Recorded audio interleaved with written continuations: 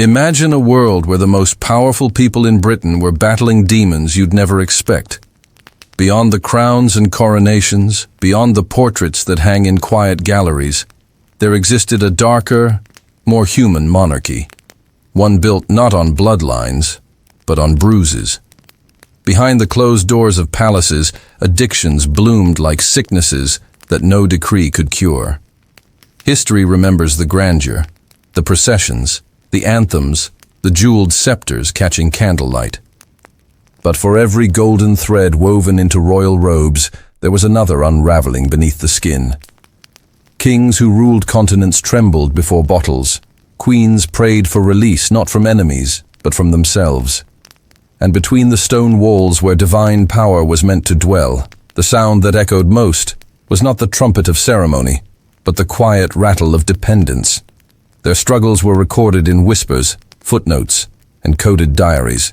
Court physicians wrote of melancholy vapors and nervous ailments. Historians turned away, too reverent or too afraid to tell the truth. But the evidence never died. It simply waited. Letters still locked in archives speak of trembling hands. Journals blotched with ink confess to nights blurred beyond memory. These were monarchs whose addictions shaped the fate of nations. A queen whose reliance on laudanum softened her rule into passivity. A prince so enamored with gin that entire reforms were delayed until his stupor passed. A king whose need for chemical peace masked the onset of madness. And behind them all, the empire kept moving, polished, relentless, unaware that its figureheads were quietly dissolving from within. Addiction does not respect crowns. It erodes them. The human cost of divine image is always invisible until it breaks the surface. This is not a story of condemnation, but revelation. A glimpse into the fragility hidden beneath the marble masks of royalty. Because when the monarchs of Britain looked into their mirrors, they did not always see saints. They saw the same ghosts that haunt every mortal heart: loneliness, fear, and the desperate hunger to escape the weight of expectation. Tonight we lift the velvet curtain history tried to draw across their faces. What we find behind it is not disgrace. It is truth, raw and trembling. These were not monsters, nor martyrs. They were human. And sometimes, humanity itself is the most dangerous addiction of all. The royal palaces of Britain were never merely homes. They were gilded cages built from expectation. From Windsor's echoing corridors to the candlelit chambers of Buckingham, addiction thrived not in filth, but in opulence.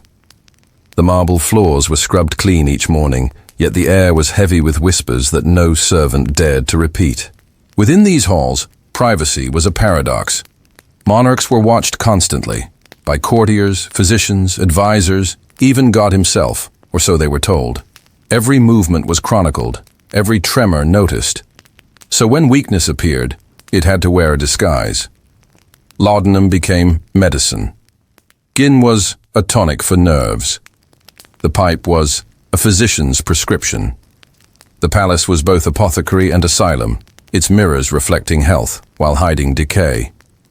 Queen Anne's diary spoke of sleepless nights, soothed by amber-colored draughts that dulled both body and grief.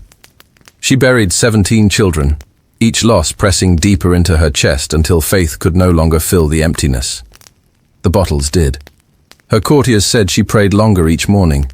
They never noticed that her prayers were slurred. Then there was George IV, the Peacock King, his banquet tables bent under the weight of crystal and excess. Wine was his armor against loneliness, opium his escape from duty.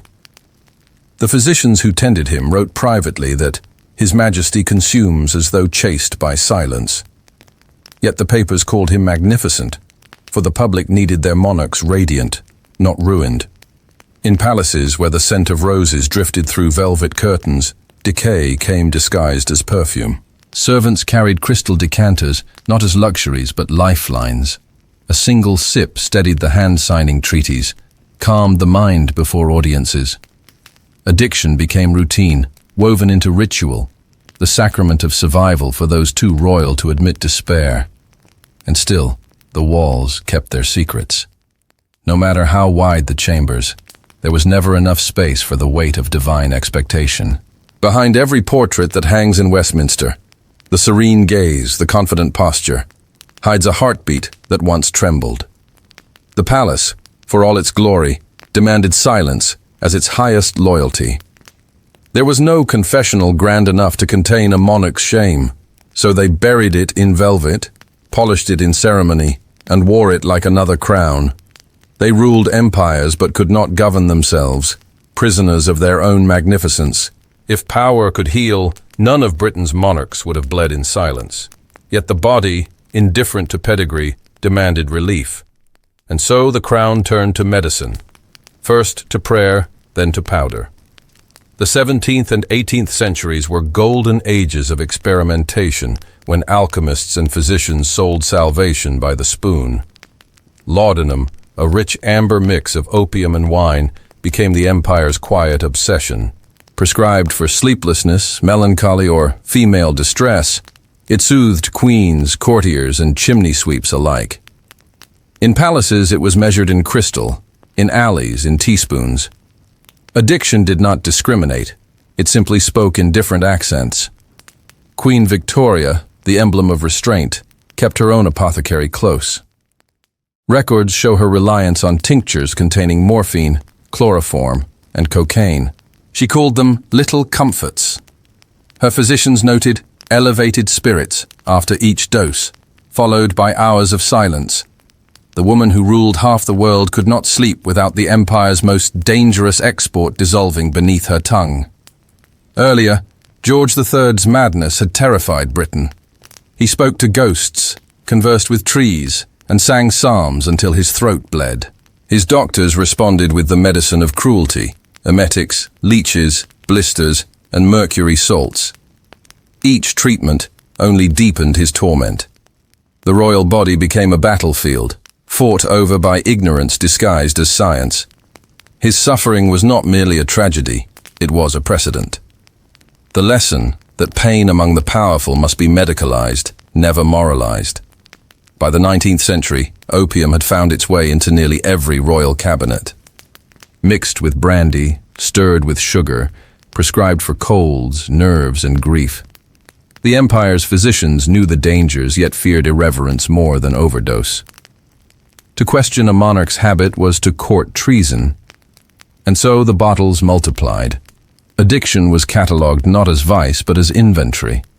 Letters between palace doctors reveal the quiet complicity of those sworn to heal. One wrote, "Her Majesty's composure depends upon the draught. To remove it would be to unmake her." Another confessed, "I have created a peace which I now fear to break." Medicine had become monarchy's mirror, reflecting stability while concealing dependence.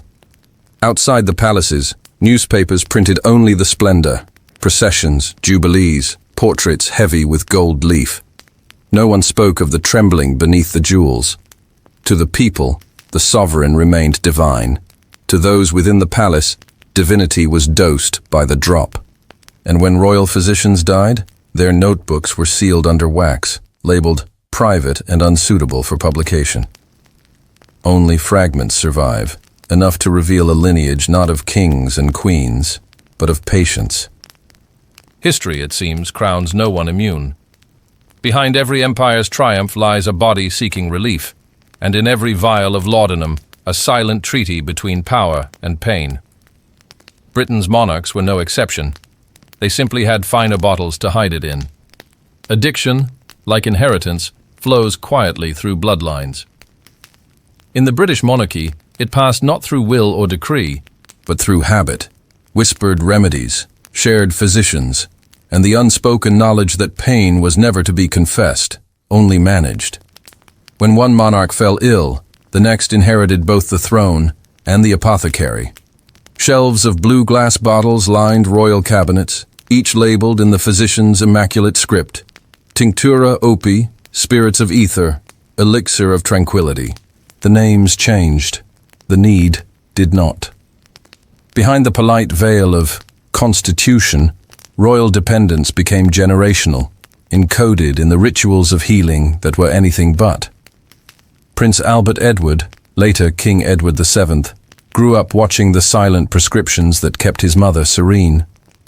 He would call for his own tonics during restless nights, brandy spiked with laudanum, cigars laced with exotic blends meant to calm the nerves. Courtiers joked that he carried more stimulants than statesmen. Yet beneath the humour lay unease. The future of Britain was being written by hands that shook. In him, indulgence became public theatre. He drank, he smoked, he gambled, each pleasure masking another compulsion. The people adored his charm and forgave his excess, unaware that the same appetite that filled his table was emptying his spirit. Addiction had adapted. It no longer hid in medicine cabinets. It dined at banquets. For the royals who followed, dependence took subtler forms. Sedatives for anxiety, powders for energy, discreet injections delivered before public ceremonies. Doctors became courtiers of the bloodstream, managing chemistry instead of counsel. The monarchy must always appear well, one physician wrote, and if health fails, we must invent it. Yet there were those who recognized the shadow growing longer with each generation. A lady-in-waiting to Queen Mary recorded in her journal that the medicines make serenity, but steal something sacred. The Queen dreams no more. Dreams were dangerous in royal households. They hinted at honesty. Sedation was safer. What began as medicine for melancholy evolved into a mechanism for control. Addicted monarchs were pliant monarchs, easier to steer, easier to display. The court learned to weaponize relief. The line between remedy and restraint dissolved, and dependence became a political instrument polished to invisibility. Historians often ask why some monarchs vanished from influence long before their deaths. The answer may be simpler than treason or scandal. Sometimes the crown itself weighed less than the bottle required to bear it. Addiction, inherited and refined, ensured that even as the bloodline endured, its will grew weaker. A dynasty both preserved and poisoned by its own pursuit of calm. By the dawn of the 20th century, the empire glittered brighter than ever. Steel, steam, and ceremony stretching across continents. But its crown weighed heavier on those forced to wear it. Britain's monarchs had become living symbols, bound to pageantry that demanded perfection long after the human body beneath it began to crack. Their portraits still gazed serenely from palace walls, yet behind the brushstrokes lay exhaustion, medication, and the slow surrender to what polite society called nerves. Edward VII's final years were a theatre of denial. His appetite for excess, food, cigars, drink, was written off as exuberance, even charm. But doctors' notes, kept in private ledgers, describe his liver swollen to the size of loyalty itself. He laughed through pain, surrounded by laughter that wasn't real. When he finally collapsed in 1910, they said he had simply overindulged. The truth was more brutal. His heart had been fighting poison for years. His son, George V, inherited not only the throne, but the prescriptions. Palace records list regular morphine injections and soothing powders given before public addresses to steady the trembling that fame could not forgive. He ruled an empire but was ruled by the fear of faltering in front of it. In the evenings, after the ministers departed, he asked for his mixture, a euphemism whispered like a prayer. The monarchy, once the mirror of divine strength, now reflected human fragility on a scale the world had never seen. War and grief deepened the dependence. When news from the front arrived in 1916, the king's physician increased the doses for composure. The nation wept openly. Its sovereign could only numb. Even as new medical knowledge exposed the dangers of opiates and barbiturates, the palace remained a sanctuary of secrecy. Addiction there was not treated. It was embalmed, preserved beneath etiquette. Royal doctors called it constitutional delicacy, as though biology itself demanded sedation. They believed, perhaps rightly, that the public preferred its monarchs tranquil to truthful. By the 1930s, whispers reached Parliament of medicinal excess within the royal household. A committee discreetly investigated and concluded nothing. The monarchy was too sacred, too symbolic to bleed in public. The cost of stability was silence. Outwardly, the empire still marched in perfect step. But behind the pageantry, the line of monarchs thinned, each generation more withdrawn, more weary, more medicated. What had begun as hidden vice had evolved into institutional necessity. Dependence was no longer a personal failing. It was tradition, inherited with the crown. And yet, the palace remained immaculate. Chandeliers gleamed, trumpets blared, the image of power stood unbroken. But beneath the velvet and gold, the heartbeat of Britain's monarchy had slowed to the rhythm of a measured dose. The empire still called it majesty. History would call it survival. By mid-century, Britain had changed, but the monarchy could not afford to. The empire had shrunk, the colonies stirred with rebellion, and the royal family was recast as the nation's conscience, a symbol of continuity in a world disintegrating. To appear frail was to risk collapse not just of image, but of identity itself, and so the crown perfected its oldest ritual, concealment. In the age of film and flashbulbs, addiction had to evolve. The vices that once hid in velvet drawers now traveled in coded prescriptions and discreet visits from palace physicians. Morphine became migraine relief. Sedatives were sleep tonics. Alcoholic excess was social engagement. The public saw only grace. The press printed only composure. The monarchy had become an institution of immaculate surfaces, its shadows edited out of every frame. George VI embodied that paradox. To the world, he was the reluctant hero, the stammering king who found his voice in war. To those inside the palace, he was a man undone by exhaustion, surviving on a regimen of stimulants by day and barbiturates by night. His physicians called it nervous strain. In truth, it was dependence, carefully balanced to keep a kingdom believing in his strength. Cigarettes dulled the tremor in his hands. Pills steadied his heart for the microphone. The speeches that rallied a nation were performed through chemical grace. Even his courage carried a prescription. By 1952, his lungs were charred, his veins weary, his sleep haunted. When death came, the doctor said, peaceful. But palace staff whispered another word, inevitable. For the monarchy, the body had become a currency, spent in service of perfection. After his passing, a new era began under a young queen determined to restore sanctity to the crown. Elizabeth II's reign was built upon discipline, a rejection of her father's fragility. The new sovereign vowed transparency, yet the old codes remained. Royal physicians still signed confidentiality pledges thicker than scripture. The family's ailments were national secrets, managed behind closed drapes. Dignity depended on discretion. Addiction could never exist where decorum reigned. Yet the veil thinned with time. The public grew hungrier for truth, journalists bolder, medicine more honest. As tabloids exposed the addictions of politicians and celebrities, whispers about the royals felt inevitable. The monarchy responded as it always had, with ritual. Appear calm, smile, wave, never explain, never reveal the human cost of divinity. The crown's greatest invention was not empire, nor law, nor legend. It was the art of looking flawless while quietly falling apart. Behind every balcony wave there was a trembling wrist. Behind every speech, a measured breath. The monarchy endured not because it conquered weakness, but because it learned to choreograph it, turning dependency into grace. Centuries after Britain's monarchs first sought refuge in their bottles and powders, the walls of the palace still whisper the same confession. Power does not protect against hunger, it only refines it. Today, the royal family stands in the glow of modern cameras, curated to perfection.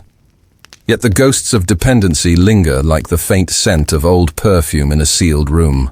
The world sees polished duty. History sees the cost of composure. Addiction leaves no portraits. It survives instead in marginal notes, in fading prescriptions, in physicians' diaries signed with trembling hands. The palace archives remain silent, but the pattern is unmistakable. The monarchy that once ruled an empire also ruled the art of endurance, how to hurt privately, and publicly remain divine. Behind the grandeur of coronations and jubilees, the same human patterns repeat. Sleep comes only through pills. Stress dissolves in spirits. Loneliness finds comfort in chemistry. It is not scandal, it is symmetry. For every nation that demands perfection from its leaders, a quiet price must be paid in solitude. The monarchy has simply paid that debt longer than anyone else. Even now, official histories prefer to speak of sacrifice and service. They rarely speak of suffering. Yet perhaps they should. Because the addiction that haunted kings and queens was not merely to drugs or drink. It was to image. To be the symbol that never cracks. To live in a story that leaves no space for sorrow. The bottle, the vial, the physician's knock at midnight. These were not indulgences. They were survival tools in a system that demanded the inhuman from the most human among us. If you strip away the titles, what remains are the same needs we all share. Comfort, escape, forgiveness. The monarchy's tragedy is that its heirs were denied all three. In public, they carried crowns. In private, they carried doses. And between the two weights, something broke quietly and was never allowed to heal.